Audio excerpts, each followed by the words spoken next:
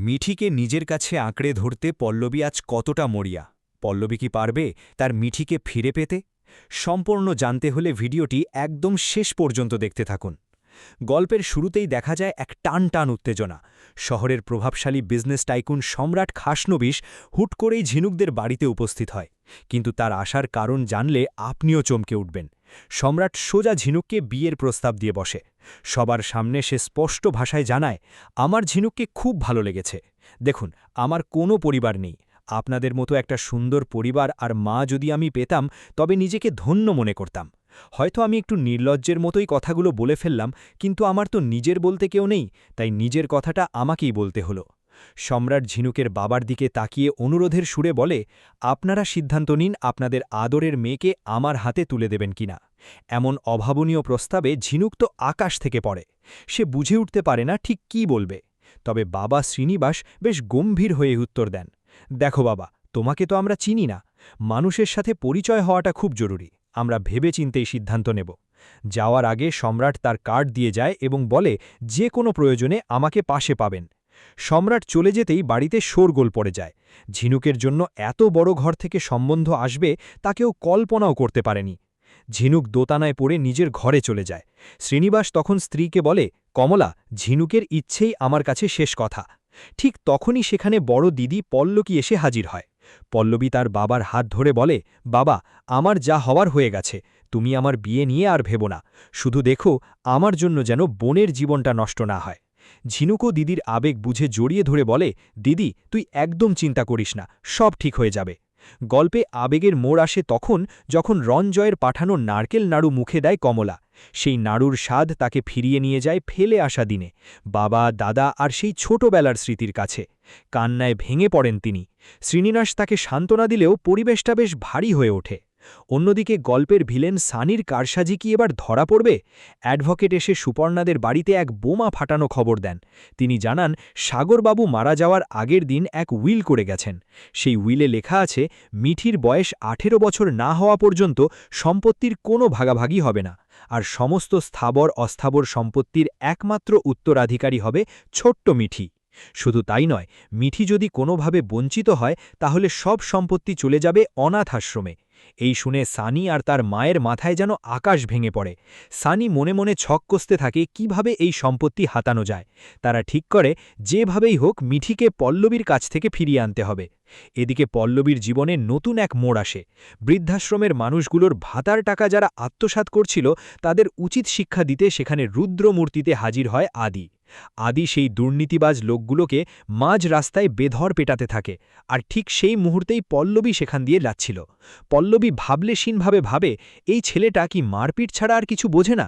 যদিও আদি এরপর মায়ের পুজো দিতে মন্দিরে যায়, যেখানে আবারও তার সাথে পল্লবীর দেখা হওয়ার সম্ভাবনা তৈরি হয়। কিন্তু গল্পের আসল টুইস্ট তখন আসে যখন সানি আর সুপর্ণা পুলিশের সাহায্য নেয়। তারা অভিযোগ করে যে পল্লবী নাকি মিঠিকে জোর করে আটকে রেখেছে। পুলিশ এসে পল্লবীকে থানায় নিয়ে যেতে চায়।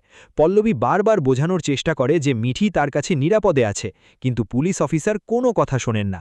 এমনকি পল্লবীর বাবা মা বাধা দিতে গেলে পুলিশ তাদের সাথে অত্যন্ত খারাপ ব্যবহার করে এবং শ্রীনিবাস আর কমলাকে শ্রীঘরে অর্থাৎ জেলের ভেতর পুরে দেয়। নিজের বাবা মায়ের এই অপমান আর ছোট্ট মিঠিকে লেডি কনস্টেবল যখন ছিনিয়ে নিয়ে যায়, তখন পল্লবী কান্নায় ভেঙে পড়লেও তার চোখ মুখ সংকল্পে শক্ত হয়ে ওঠে। সে মনে মনে শপথ করে, যে কোনো মূল্যে আমি আমার বাবা মাকে এই মিথ্যে অপবাদ থেকে মুক্ত করবই, আর মিঠিকেও নিজের কাছে ফিরিয়ে আনব। এখন প্রশ্ন হল, পল্লবী কি পারবে সানির এই নোংরা চক্রান্ত ফাঁস করতে? আর সম্রাট খাসনবিশের হঠাৎ এই বিয়ের প্রস্তাবের পেছনে কি অন্য কোনো উদ্দেশ্য আছে? পল্লবী আর আদির বারবার এই দেখা হওয়া কি কোনো নতুন সম্পর্কের ইঙ্গিত? এসব প্রশ্নের উত্তর জানতে আমাদের পরবর্তী ভিডিওটির দিকে নজর রাখুন। পল্লবীর চোখের জল যখন গালের ওপর দিয়ে গড়িয়ে থানা চত্বরের ধুলোয় মিশছে, তখন তার বুকের ভেতরে দাউ দাউ করে জ্বলছে এক অপমানের আগুন। একদিকে জেলের গারদের ওপাশে বৃদ্ধ বাবা শ্রীনিবাস আর মা কমলা অপমানে কুঁকড়ে বসে আছে, আর অন্যদিকে লেডি কনস্টেবলদের কঠোর হাতের বাঁধনে ছোট্ট মিঠি চিৎকার করে কাঁদছে আর মা মা বলে পল্লবীর দিকে হাত বাড়াচ্ছে। সেই করুণ আর্তনাদ পল্লবীর কানে তীরের মতো বিঁধছে। সানি আর সানির মা থানার এক কোণে দাঁড়িয়ে কুটিল হাসি হাসছে। তাদের চোখে মুখে জয়ের তৃপ্তি, কারণ তারা জানে মিঠিকে একবার বাড়িতে ফিরিয়ে নিতে পারলেই সম্পত্তির চাবিকাঠি তাদের হাতের মুঠোয় চলে আসবে। পুলিশ অফিসার যখন পল্লবীকে ধমক দিয়ে বলছে যে বেশি বাড়াবাড়ি করলে তোমাকেও হাঁচতে ভরব, তখন ঠিক সেই মুহূর্তে থানার গেটে এসে থামে এক কালো রঙের বিলাসবহুল গাড়ি। গাড়ি থেকে অত্যন্ত গম্ভীর মুখে নেমে আসে সম্রাট খাসনবিশ। তার পরনে দামি স্যুট আর চোখে চশমা, যেন এক ব্যক্তিত্বের পাহাড়। তাকে দেখে থানার বড় বাবু পর্যন্ত চেয়ার ছেড়ে উঠে দাঁড়ান। সম্রাট সোজা গিয়ে পল্লবীর সামনে দাঁড়ায় আর তারপর সানির দিকে এক ঘৃণাভরা দৃষ্টি নিক্ষেপ করে। সম্রাট গর্জে উঠে বলে, একজন নিরপরাধ মানুষকে আর তার বয়স্ক বাবা মাকে বিনা কারণে হাজতে রাখা আইনত অপরাধ। আপনারা কোন সাহসে এটা করলেন?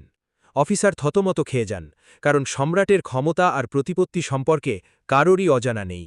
সানি তখন এগিয়ে এসে বলে, স্যার, আপনি বিষয়টা জানেন না, এই মেয়েটা আমাদের বাড়ির বাচ্চাকে কিডন্যাপ করে রেখেছে। সম্রাট এক মুহূর্ত দেরি না করে নিজের পকেট থেকে এক সেট আইনি কাগজ বের করে টেবিলের ওপর আছাড় দিয়ে ফেলে আর বলে, কিডন্যাপ নয়, মিঠি কার কাছে থাকবে সেটা ওর নিজের নিরাপত্তা আর ইচ্ছার ওপর নির্ভর করে। আর এই দেখুন, সাগরবাবুর গোপন উইলের একটি কপি, যেখানে স্পষ্ট লেখা আছে, মিঠি যদি পল্লবীর সান্নিধ্যে থাকতে চায় তবে তাকে জোর করে সরানো যাবে না। সানি আর তার মা একে অপরের দিকে চেয়ে থাকে। তারা বুঝতে পারে না এই সম্রাট খাসনবিশ হঠাৎ করে পল্লবীর ঢাল হয়ে কেন দাঁড়াল। সম্রাটের ব্যক্তিত্বের সামনে পুলিশ অফিসার নতি স্বীকার করতে বাধ্য হন। তিনি তক্ষুনি শ্রীনিবাস আর কমলাকে ছেড়ে দেওয়ার নির্দেশ দেন। বাবা মা যখন ছাড়া পেয়ে পল্লবীকে জড়িয়ে ধরেন, তখন পল্লবীর চোখে স্বস্তির জল, কিন্তু সে জানে আসল লড়াই তো কেবল শুরু হয়েছে, কারণ মিঠিকে তখনও লেডি কনস্টেবলরা সানিদের গাড়ির দিকে নিয়ে যাচ্ছিল। ঠিক সেই সময় আদি ঝড়ের গতিতে থানায় প্রবেশ করে। আদিকে দেখে সবাই অবাক হয়ে যায়, কারণ ওর চোখে তখন আগুনের ফুলকি। সে সানির কলার চেপে দেওয়ালের সাথে ঠেকিয়ে দেয় আর বলে, অনেক হয়েছে নোংরামি, মিঠি কার কাছে থাকবে সেটা মিঠিই ঠিক করবে। আদি গিয়ে মিঠির সামনে হাঁটু গেড়ে বসে পড়ে আর বলে, মা, তুই কার কাছে যাবি বল। মিঠি এক মুহূর্ত সময় নষ্ট না করে দৌড়ে গিয়ে পল্লবীর আঁচল জড়িয়ে ধরে আর বলে, আমি পল্লবী মায়ের কাছে থাকব। এই দৃশ্য দেখে থানার সবাই স্তব্ধ হয়ে যায়। পুলিশের আর কিছু করার থাকে না, কারণ বাচ্চা নিজেই তার অভিভাবক বেছে নিয়েছে। সানি আর সানির মার আগে গজগজ করতে করতে থানা থেকে বেরিয়ে যায়, তবে যাওয়ার আগে সানি শাসিয়ে যায় যে সে দেখে নেবে এই সম্পত্তি কার হাতে যায়। এদিকে শ্রীনিবাস সম্রাটকে হাত জোড় করে কৃতজ্ঞতা জানান, কিন্তু সম্রাট খুব বিনয়ের সাথে বলে, আপনি কৃতজ্ঞতা জানিয়ে আমাকে ছোট করবেন না, আমি তো আপনার হবু জামাই হতে চলেছি। ঝিনুক যদি মত দেয় তবে আপনারা আমাকে আপনার পরিবারেরই একজন ভাববেন। এই কথা শুনে শ্রীনিবাসের মুখে হাসি ফোটে, কিন্তু পল্লবীর মনে এক অদ্ভুত খটকা লাগে। কেন এই সম্রাট খাসনবিশ তাদের জন্য এত কিছু করছে? এর পেছনে কি কেবল ঝিনুকের প্রতি ভালোবাসা, নাকি অন্য কোনো গভীর রহস্য লুকিয়ে আছে? থানা থেকে ফেরার পথে পল্লবী দেখতে পায় আদি একপাশে চুপচাপ দাঁড়িয়ে আছে।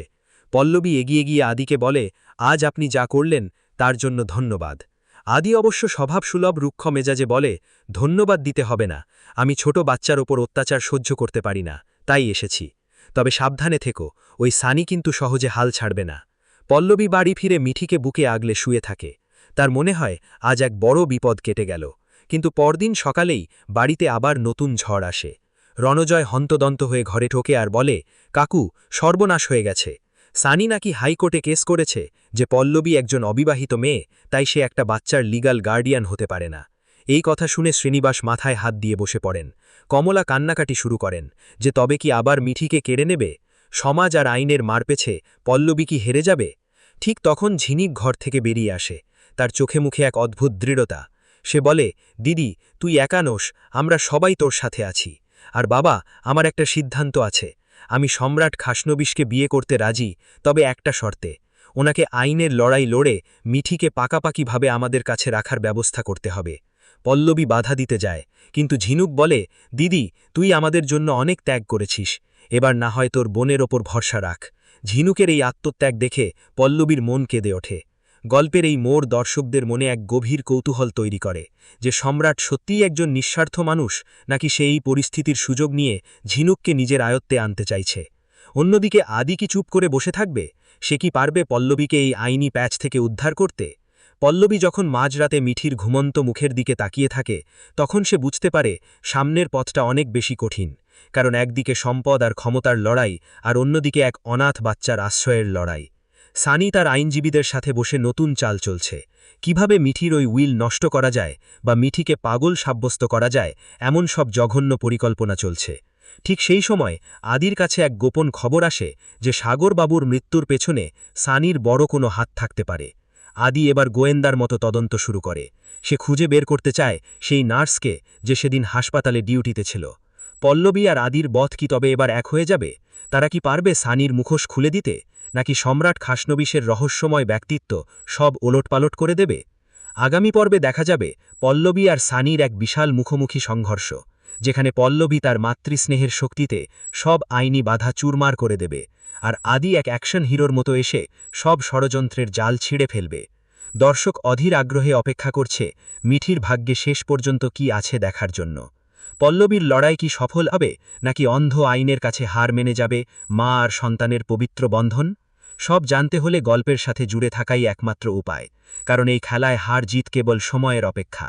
আর এভাবেই পল্লবী হয়ে ওঠে এক অপরাজিতা নারী, যে তার ভালোবাসার মানুষের জন্য গোটা পৃথিবীর বিরুদ্ধে লড়তে ভয় পায় না।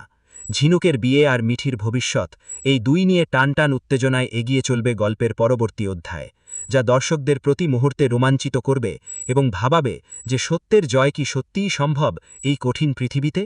পল্লবী জানে সত্যের পথ পিচ্ছিল, কিন্তু সে থামবে না, কারণ মিঠির হাসিটাই তার জীবনের একমাত্র পাথেয়। আগামী দিনে কি ঘটবে তা নিয়ে এক গভীর সাসপেন্স তৈরি হয় গল্পের এই অংশে, যা দর্শকদের পরবর্তী ভিডিও দেখার জন্য বাধ্য করবেই করবে। এভাবেই পল্লবীর জীবন এক নতুন দিশা খুঁজে পায়। উত্তাল তরঙ্গের মাঝেও সে যেন এক নির্ভয় নাবিক, যে তার তরীকে ঠিক তীরে পৌঁছে দেবেই। এভাবেই গল্পের পরবর্তী পর্ব আরও অনেক বেশি আবেগ আর রোমাঞ্চ নিয়ে উপস্থিত হবে সবার সামনে। বন্ধুরা, আপনাদের কি মনে হয়, সম্রাট খাসনবিশ কি সত্যিই ঝিনুককে ভালোবাসে, নাকি এর পেছনে কোনো বড় ষড়যন্ত্র আছে? কমেন্টে জানান। মিঠির আসল রক্ষাকর্তা কার হওয়া উচিত, আদি নাকি সম্রাট? আপনার পছন্দের নাম লিখুন।